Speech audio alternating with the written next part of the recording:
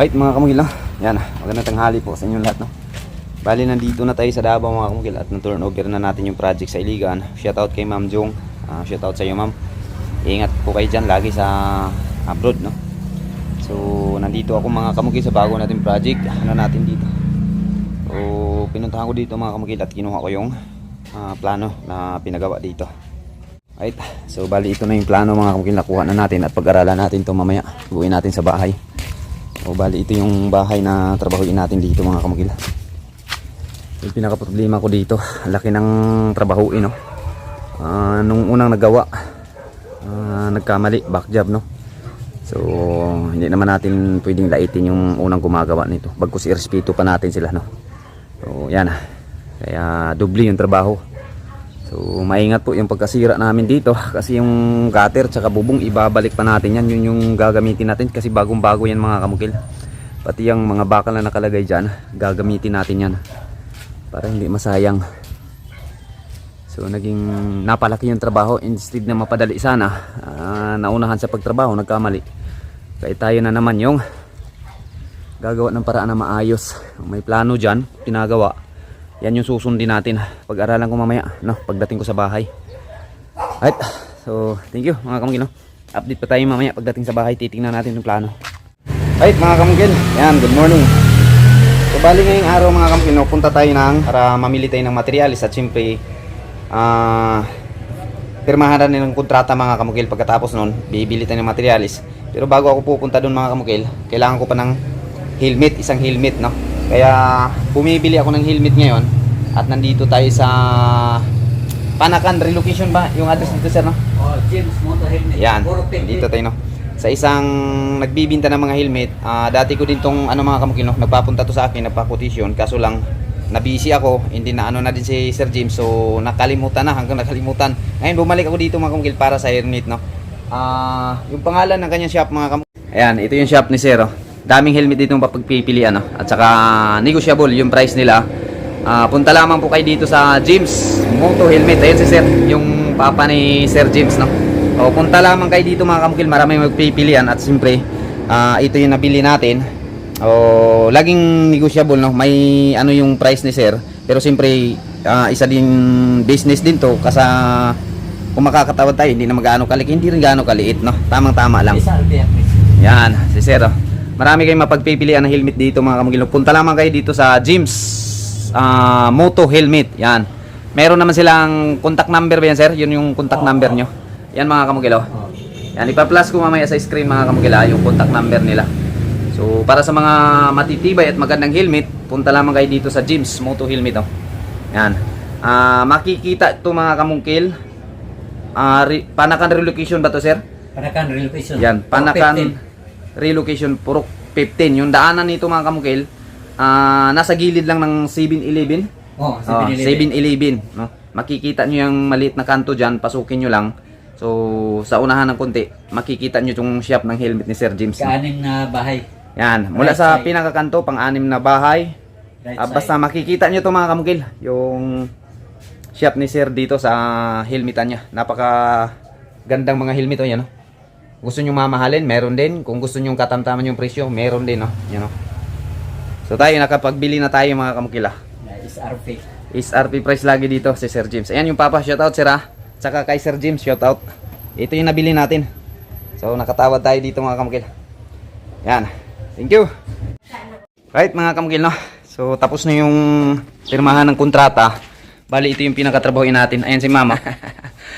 Yan, ito yung trabahoin natin mga kamukil, no? Panibago na namang kliyente natin na OFW.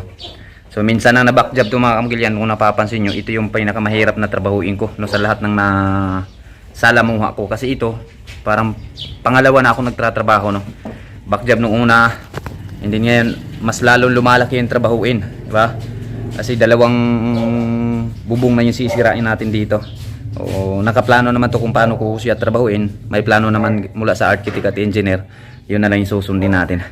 Bukas mga kamukil, dadalhin ko na yung mga kasama ko dito.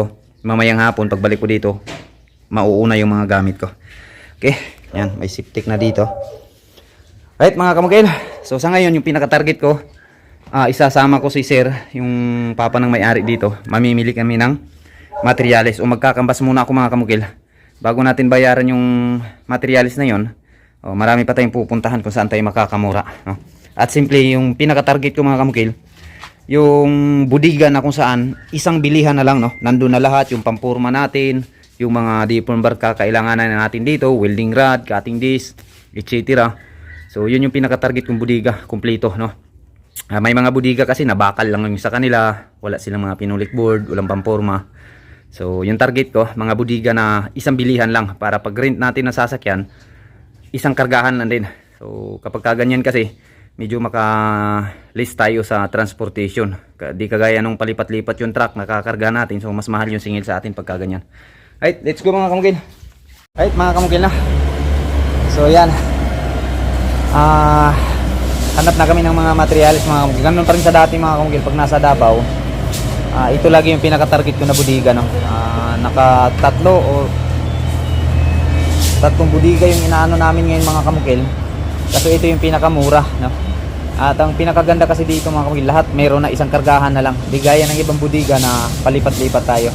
So lahat ng mga project ko sa Davao dito ko naman dinadala mga kamukil. Kaya bumalik ako ngayon dito kasi ilang buwan din tayo hindi nakakabalik dito. So ganun pa rin yung presyuhan, no? Yung may mga nagbabago, meron ding steady pa rin. Right mga kamukil, no? So bali tapos na nating ma-purchase yung mga material sa project. Ngayon mga kamukil, dahil kulang tayo sa gamit, yung ibang mga gamit ko dun sa Iligan, ninakaw, no? Bibili naman tayo ng bago para maipapanakaw na naman tayo. Sana wag na mangyari mga kamukil, no? So nandito tayo sa City Hardware, Panabo. Pumili tayo ng mga machine dito na pwede nating magamit. So gaya ng mga dati kong gamit mga kamukil, mahilig talaga ako sa Lotus, no? So shout out sa iyo Lotus, baka naman, no? Yan, lahat ng mga gamit ko mga kamukil, Lotus yung pinaka-target ko pag bumibili ako ng mga gamit pang construction, no? So ngayon, binibili ko ito, no? Lotus na naman tayo. Subukan natin to. And then, baka sa susunod, kasi doon sa Iligan, yung nakuha sa akin doon, yung circular saw natin na napakalaki nun, no? At saka bagong-bagong barina at saka grinder. So bali, 4 na gamit yung nawala sa akin doon. Kaya bili tayo ng bago mga kamukil. So ito yung nagustuhan ko na. May mga mura naman dito. Itong Lotus kasi mga kamukil, subok ko na to. Ayan. Kaya mahilig ako sa Lotus. And then pangalawa, may ano dito sa City Hardware. May sariling ano nito sir, no? Kapag halimbawa magka-trouble, yes, pwede natin ibalik dito. Meron po. Yan si sir, no? May technician sa City Hardware, sa Lotus talaga. Na nag-offer sila sa akin ngayon, no? So, although may mga Lotus din akong nasira doon, i-try natin dalhin dito mga kamukil. So, dalawa yung pinagpilian ko dito. May mura kasi mga kamukil dito. Houseman. Fresh. Hindi ko lang to kabisado kung ano yung ano nito. Pero lahat po ng mga gamit, mamahalin o mura, depende po yan sa paggamit natin. No? Nagdidepende na po yan kung paano natin gamitin. So, ito yung pinagpiliin ko. Mas kampante ako dun mga kamukil. Kaya ito yung kukunin natin. Right, i-try muna natin mga kamukil. Kung gaano kalapis yung RPM niya, pati yung tunog niya, pakinggan natin. No? Cut. Buka ko isa dito sir.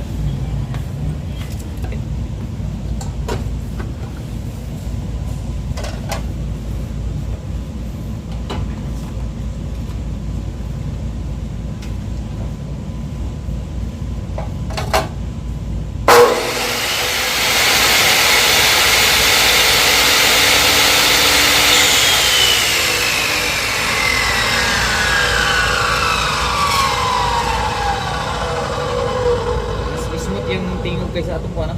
Barato mong good. Mas maganda yung tunog nito mga kamukil kaysa dun sa isa, no?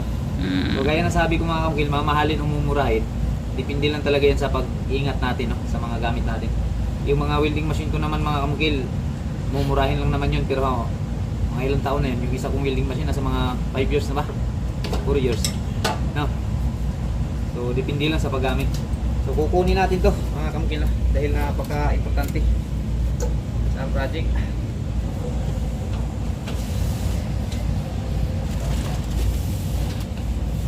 Ito yung binili natin mga kamukil, no?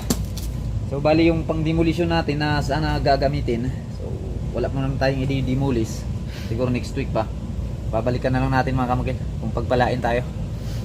Right, bayaran na natin to. Let's go.